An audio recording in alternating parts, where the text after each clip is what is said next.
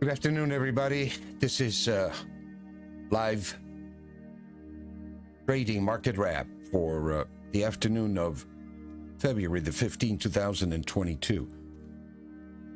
We had a pretty active day today, initially with the news that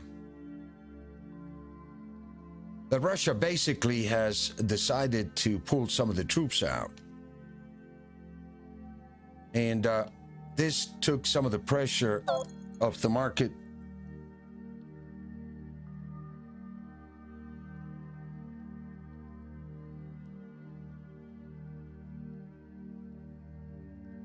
Let me just take a look at some technicals here for a minute.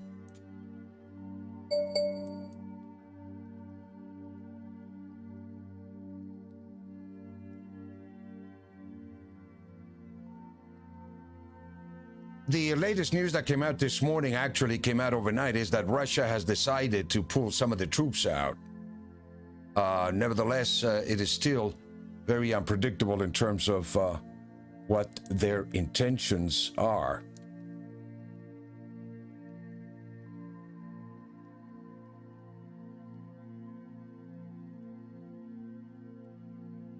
Last night, Russia is pulling out some of the troops on Ukraine's border.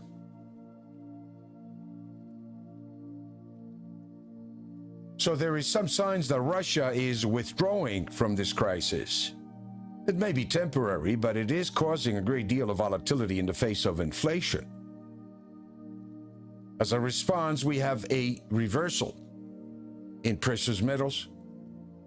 Gold is down about $18 and silver is down about 73 cents.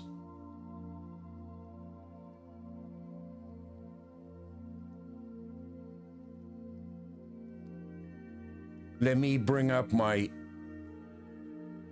TradeStation platform here, and we can take a look at some of the other closes here, as the market is just settling down.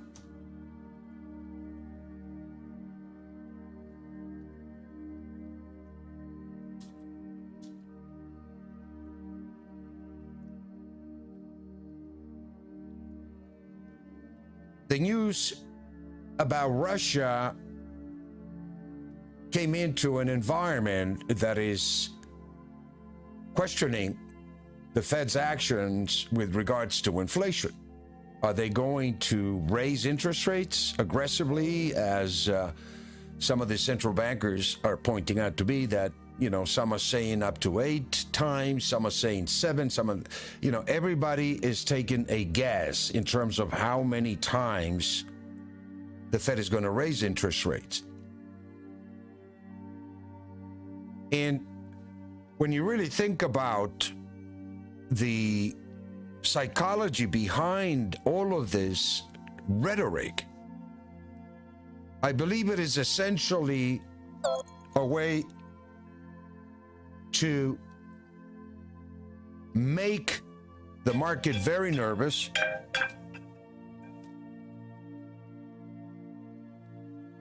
and cause fear and panic, confusion, which is really pretty much what we seem to be experiencing right now. We've heard about preparing for war by some of our European allies. We were advised by our own government to get out of Ukraine. There's been a lot of propaganda about Russia invading the Ukraine. And when you see the Ukrainian people, they're not really concerned at all. The resolution is that this is not going to happen, and they will not allow it to happen, no matter what the cost is. On top of the world pressure that we have building up against Russia invading the Ukraine. So initially we came in and we saw the price of gold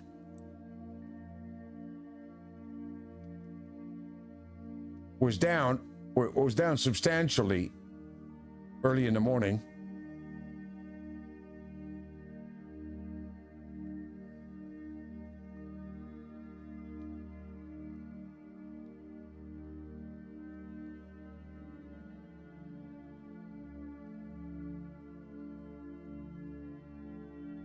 And we recommended our traders in here in our live trading room to cover the short positions, to cover hedges, as we've been recommending, to protect basically the integrity of some of the gains that you've made and take advantage of the corrections in the market that we have seen here as a consequence of all this volatility.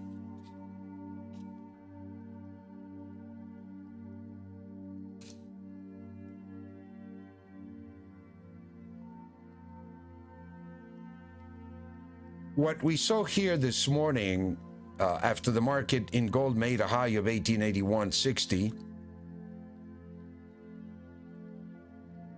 about 11 p.m., I believe it was the announcement about Russia pulling out some of the troops was made, and we saw a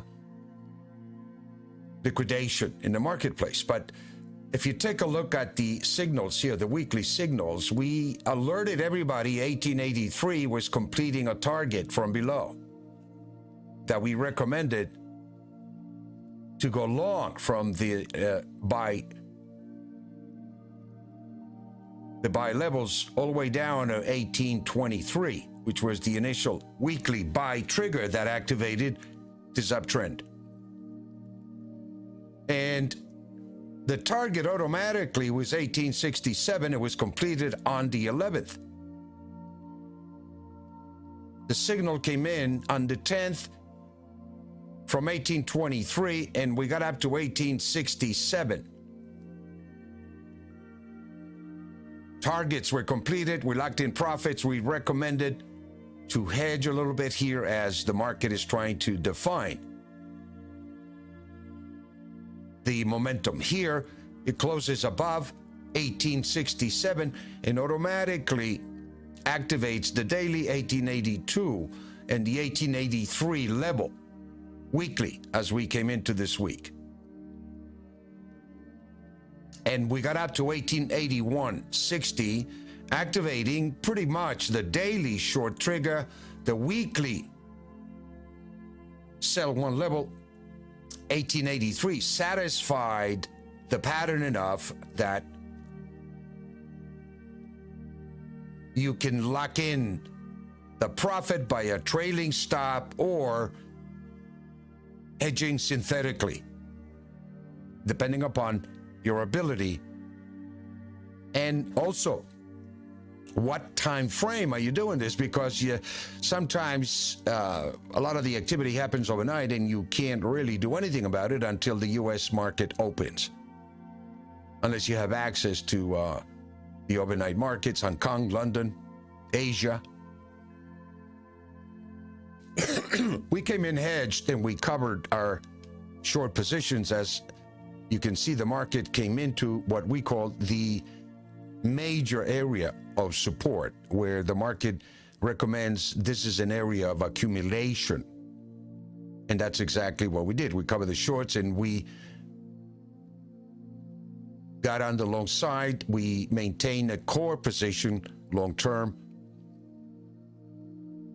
And we are buying now into this level, expecting that we're going to see a reversion and a test back up into that 1883.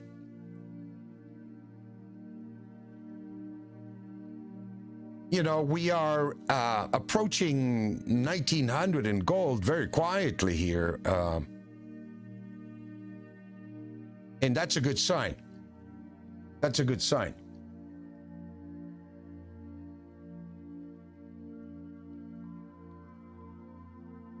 The derivatives of metals were down. Nugget, JNUG, they were both down about 7%.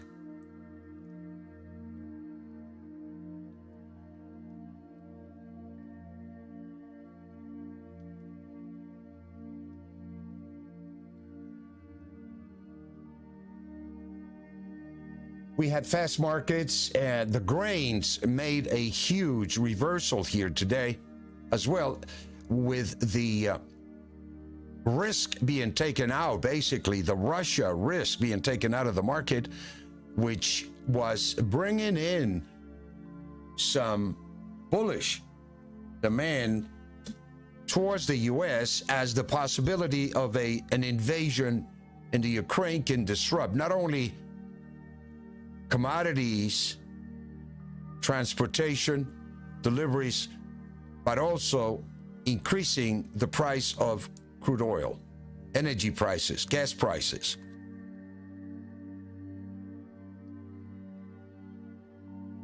The previous high that we saw on soybeans were 1667, made on May 12, 2021. We came down to a low of 1181 here sometime in November 10, and it was the beginning of this rally that we saw from 1179 all the way up to 1624. This was a massive move that increased the consumer price index, the producer price index, pretty much all the inflationary factors were triggered. But it's interesting enough that the U.S. government does not include food and energy prices in their formulas. So their formulas, which are showing a 7.5-point inflation rate, does not take into account the tremendous increase in value that we've seen in food and energy prices, particularly crude oil that is almost trading at $100 a barrel.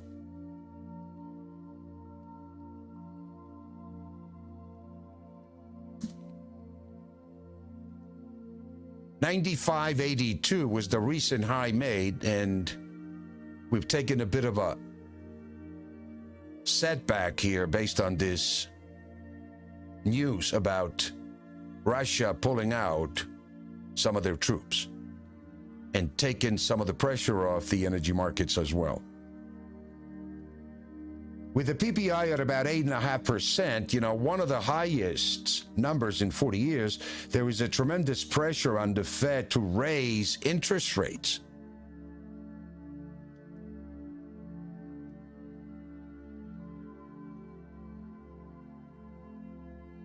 And as we are dealing with this rhetoric about interest rates right now and inflation being rampant, we see that the 10-year note closed at 2.04% yield, up 2.37%.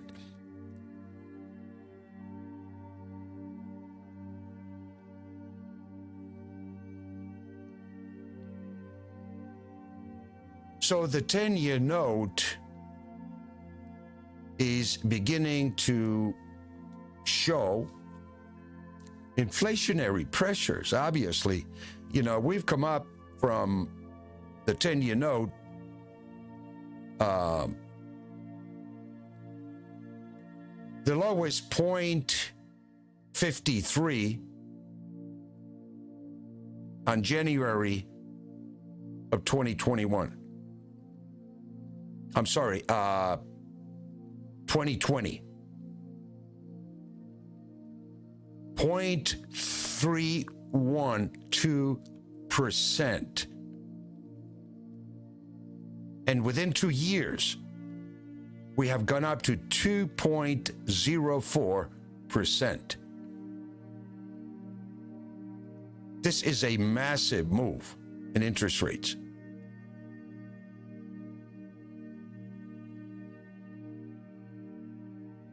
Inverting the yield curve, putting a lot of pressure on the short end of the market, and putting a lot of pressure on the long end of the market, which is now at 2.36%, up 2.64% in just one day.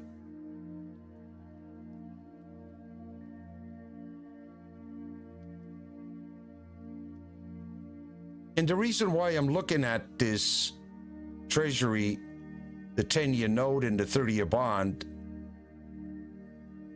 is because the monetary system, as a consequence of the pandemic, has essentially exploded the balance sheet over $9 trillion in the last 2 years. And that is unsustainable.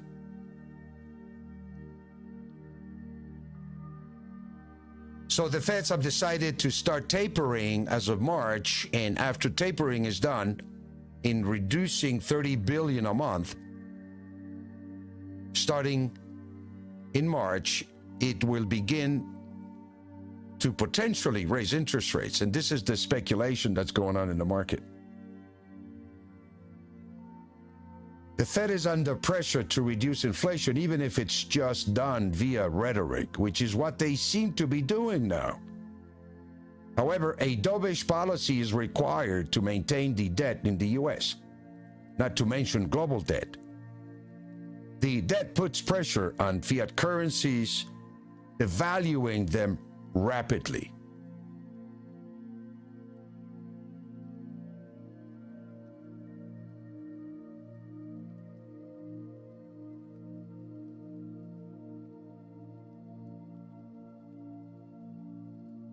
Let's take a look at Bitcoin here.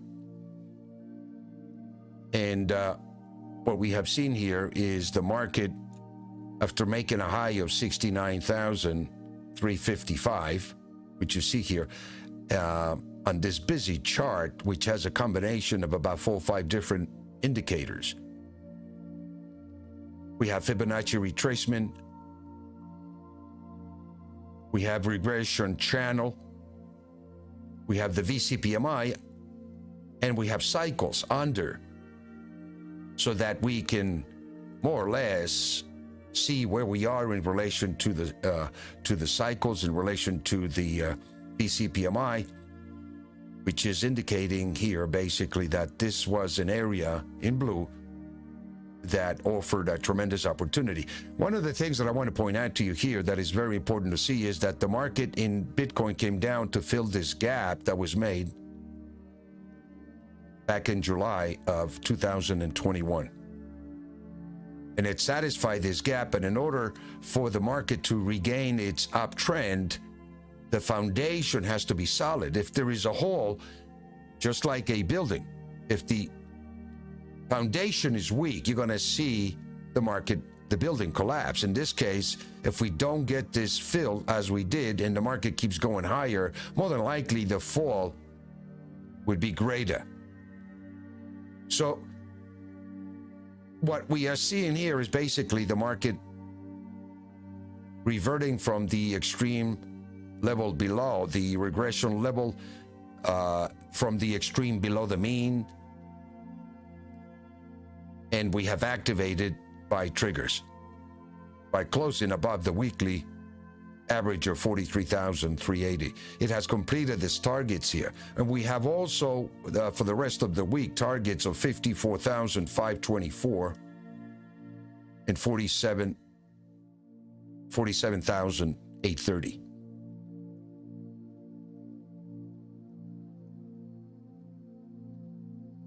We recommended to go long on silver based on the fact that the market activated a weekly bullish price momentum by closing above the weekly average of 23.28 and activated a daily buy one level from 23.38 as we speak. So it is activating, confirming the bullish price momentum that essentially has in place the target of 24.06. When the market trades above and closes above the average, it automatically activates the target above.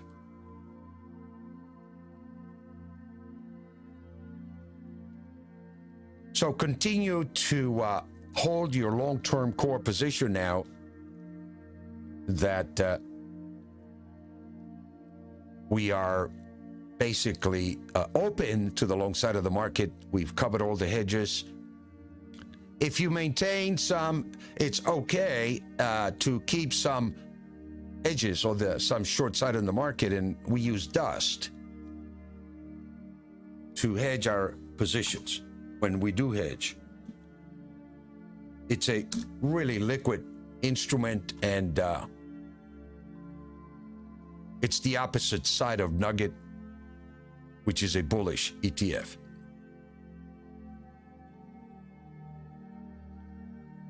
Let's see what the market does here this evening, if it's going to follow through here to the upside. We have targets in our silver position here that is into that 24